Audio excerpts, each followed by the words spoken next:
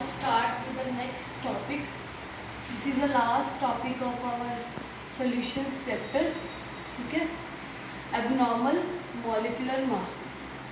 ठीक है, नेम से ही पता चल रहा है abnormal का मतलब क्या है, जो चीज़ नॉर्मल नहीं होगी. ठीक है, और हमने बात करनी है मोलिकुलर मासेस की. ठीक है, अब हमारे पास जितने भी इलेक्ट्रोलाइटिक सॉल्यूशंस होते हैं वो क्या होता है कि उनमें कुछ कईयों के केसेस में एसोसिएशन होता है, कईयों के केस में क्या होता है डिसोसिएशन होता है. सपोज मान लो सबसे फर्स्ट है आपके पास एसोसिएशन ऑफ पार्टिकल्स. ठीक है, ये आपने +1 क्लास में पढ़ा हुआ है कि मान लो सपोज आपके पास बेंजोइक एसिड है. ठीक है, बेंजोइक एसिड को जब आप वाटर में ऐड कर रहे हो it gets combined to form two molecules. मतलब इसके दोनों के दोनों मॉलिक्यूल्स आपस में क्या हो जाते हैं, एसोसिएट हो जाते हैं. ठीक है, तो कैसे एसोसिएट होते हैं आपने किया हुआ है, this is C double bond O and this is OH. ठीक है, आपके पास एक दूसरा मॉलिक्यूल है C6H5COH. ठीक है, यहाँ पे double bond O. There is a formation of hydrogen bond between the two. मतलब दोनों के दोनों मॉलिक्यूल्स आपस में क्या हो गए, एसोसिएट हो गए. मतलब आपके पास मान लो n नंबर ऑफ पार्टिकल्स है. ठीक है, जब वो एसोसिएट होंगे तो n टाइम्स वो क्या हो जाएंगे, आपस में कंबाइन हो जाएंगे. देखो हमने स्टार्ट किया था एक मॉलिक्यूल से या दो से, तो दोनों के दोनों आपस में क्या हो गए, कंबाइन हो गए. तो जो आपके मॉलिकुलर मासेस है वो क्या हो जाएंगे, चेंज हो जाएंगे. तो that cause the abnormal molecular mass. Next is the dissociation of particles. अब कई केसेस में क्या होता है कि जो नंबर ऑफ पार्टिकल्स है वो क्या हो जाते हैं, डिसोसिएट होते हैं, मतलब ब्रेक डाउन हो जाता है. सपोज आपके पास कोई इलेक्ट्रोलाइट है AB, it gets break down to form A positive and B negative. तो नंबर ऑफ पार्टिकल्स क्या होगी, डिसोसिएट. तो कंबाइन होकर फिर से क्या बना लेंगे, AB. आप सिंपल एग्जांपल ले सकते हो KCl. ठीक है, कंबाइन हो गिव क्या है, A पॉजिटिव और Cl नेगेटिव. तो आपके पास ये पॉइंट्स आ गए. सबसे फर्स्ट है एसोसिएशन में क्या, मॉलिक्यूल्स आपस में कंबाइन हो रहे हैं. डिसोसिएशन में क्या है कि मॉलिक्यूल्स आपके पास है जो ब्रेक डाउन हो रहे हैं. तो इस प्रॉब्लम को खत्म करने के लिए एक साइंटिस्ट था वेंट, जिसने एक स्पेशल वैल्यू दे दी that is known as van't Hoff factor. ठीक है, वेंट हॉफ फैक्टर को आप डिनोट करते हो I and it is equals to the observed qualitative properties के अकॉर्डिंग भी लिख सकते हो, मोलर मास के अकॉर्डिंग भी लिख सकते हो.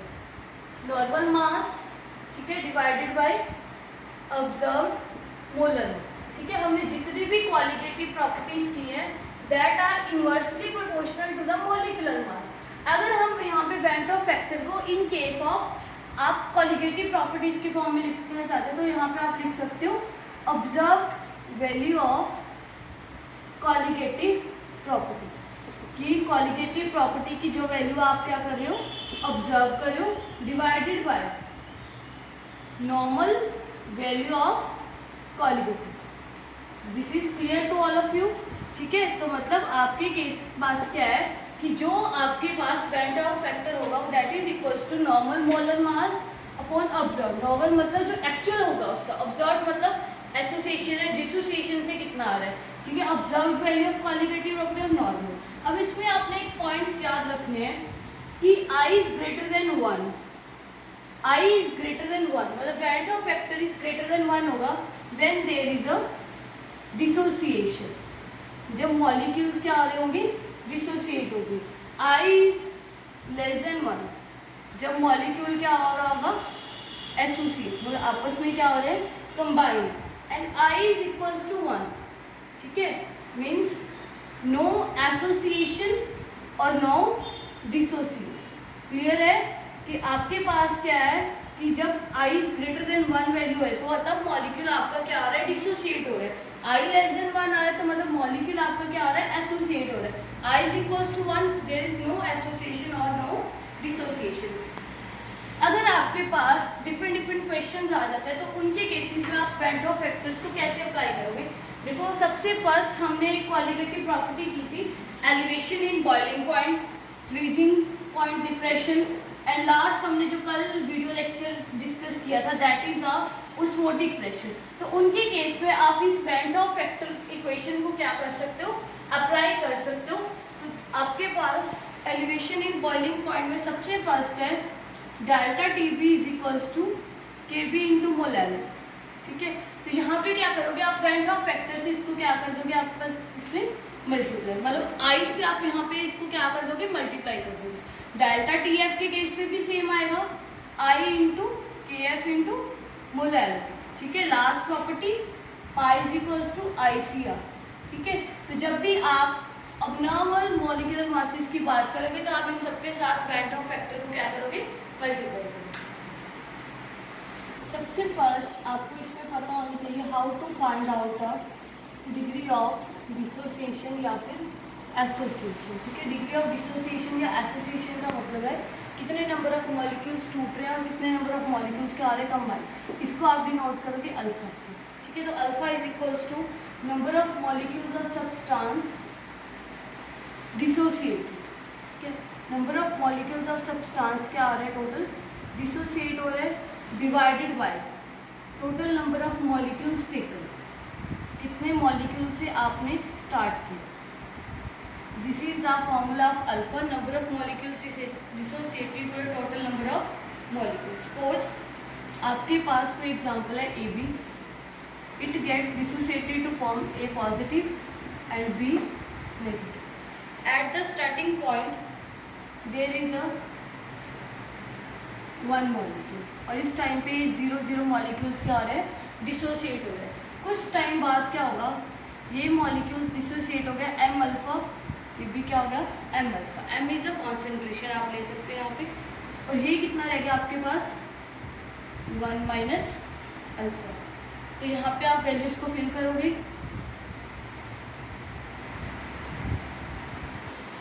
आपके पास एग्जांपल है A B gives A positive and B negative, ठीक है। यहाँ पे इसकी वैल्यू 1 है, ये 0 है, ये भी 0, ठीक है। आपके पास डिसोसिएट होने के बाद ही एम अल्फा फॉर्म हो, ठीक है। इसका अनडिसोसिएटेड पार्ट कितना रह गया 1 माइनस अल्फा। तो टोटल नंबर ऑफ मोल्स कितने आ गए 1 minus alpha plus M alpha, ठीक है। मतलब कितना पार्ट डिसोसिएट हो गया और कितना पार्ट आपके पास क्या हो रहा था, डिसोसिएशन के पास रह रहा था। तो आप वेंट ऑफ फैक्टर की वैल्यू लिखोगे, आपके पास वेंट ऑफ फैक्टर किसकी इक्वल है, observed value divided by normal value. Observed value आपके पास कितनी आई है 1 minus alpha plus M alpha, ठीक है। स्टार्ट कितने से किया था आपने 1 से, यहाँ पे 1 आ गया, ठीक है। आप लिख सकते हो y i is equals to 1 minus alpha plus M alpha. तो आप इस इक्वेशंस को रीअरेंज करोगे 1 minus i minus alpha plus M alpha, ठीक है। अल्फा कॉमन निकाल लो, आपके पास यहाँ पे आ गया एम माइनस 1। तो अल्फा किसके इक्वल आ गया i minus 1 upon m minus 1। M का मतलब क्या है कि कितने नंबर ऑफ मॉलिक्यूल डिसोसिएट हो रहे हैं या फिर क्या हो रहे हैं एसोसिएट हो रहे हैं। सपोज आपके पास एग्जांपल है फॉर KCl, आपने वैल्यू फाइंड आउट करनी है डिग्री ऑफ डिसोसिएशन की। उसके केस में क्या होगा कि आपके पास यहाँ पे आई माइनस 1, यहाँ पे 2 माइनस 1 के किस में डिसोसिएट के पॉजिटिव Cl नेगेटिव, तो alpha is I minus 1 divided by 1। तो ये आपके पास किसकी वैल्यू आ गई डिग्री ऑफ डिसोसिएशन। आपके पास क्वेश्चन है a solution contains 0.8960 gram of potassium sulphate in 500 ml solution. Its osmotic pressure, आपको ऑस्मोटिक प्रेशर की वैल्यू गिवन है 0.690 atmosphere at 27 degree Celsius. Calculate the, आपने फाइंड आउट करना है van't Hoff factor. Van't Hoff factor की value को find out करना है आपके पास। अब सबसे फर्स्ट जो वेंट ऑफ फैक्टर है आपको फॉर्मूला पता होना चाहिए, that is equals to normal molar mass divided by observed molar mass, ठीक है। नॉर्मल मोलर मास आपके उसके मॉलिक्यूलर फॉर्मूला से आप क्या कर सकते हो फाइंड आउट कर सकते हो, ऑब्जर्व्ड मास फाइंड आउट करना है। तो सबसे फर्स्ट ऑस्मोटिक प्रेशर का फॉर्मूला क्या होता है pi is equals to CR, ठीक है। Pi is equal to C क्या होता है, number of moles divided by volume R into T. अब नंबर ऑफ मोल्स का क्या फॉर्मूला होता है, given weight divided by molecular weight into volume R into T. तो यहाँ से आप इक्वेशन को रीअरेंज करोगे, एम बी फाइंड आउट कर लोगे, W B pi R T by V. ठीक है, अब ऑल द वैल्यूज को आप फिल करोगे। सबसे फर्स्ट आपके पास डब्ल्यू बी कितना है, 0.8960 ग्राम। ठीक है, उसके बाद पाई ऑस्मोटिक प्रेशर की वैल्यू गिवन है 0.690 एटमोसफेयर। ठीक है, वॉल्यूम आपको कितना गिवन है 500 ml। इन क्वेश्चंस पे ध्यान रखना है कि जो आपने वॉल्यूम है वो लीटर्स में लेना है, तो यहाँ पे आएगा 0.5। आर की वैल्यू है 0.0821। टेम्परेचर भी कैल्विन में लोगे, 273 + 27 कितना आ गया आपके पास 300। तो एम बी की वैल्यू आपके पास आ गई यहाँ पे 63.9। मतलब आपके पास जो ऑब्जर्व मोलर मास है वो कितना आ गया 63.9। अब आप normal molecular mass find out करोगे फ्रॉम द फॉर्मूला K2Cl2 के फॉर्मूला से आप normal molar mass find out करो। सबसे फर्स्ट पोटाशियम का मोलर मास कितना होता है 39 × 2, सल्फर का 32 + 4 × 60। ठीक है, यहाँ पे आपके आ गया 78 + 32 + 64। तो आपके पास पोटाशियम सल्फेट की वैल्यू आ गई 174। अब आपके पास नॉर्मल मोलर मास पता है, आपको ऑब्जर्व्ड मोलर मास पता है। इन वैल्यूज़ को इस फॉर्मूला में पुट करोगे और आपके पास वेंट ऑफ फैक्टर की वैल्यू आ गई।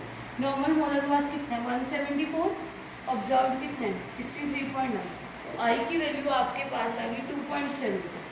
ठीक है, अगर 2.72 आ गया मतलब आई इज ग्रेटर देन 1, तो इसके केस में आपके पास क्या आ रही है डिसोसिएशन। मतलब जो आपका पोटाशियम सल्फेट है वो क्या हो रहा है डिसोसिएट।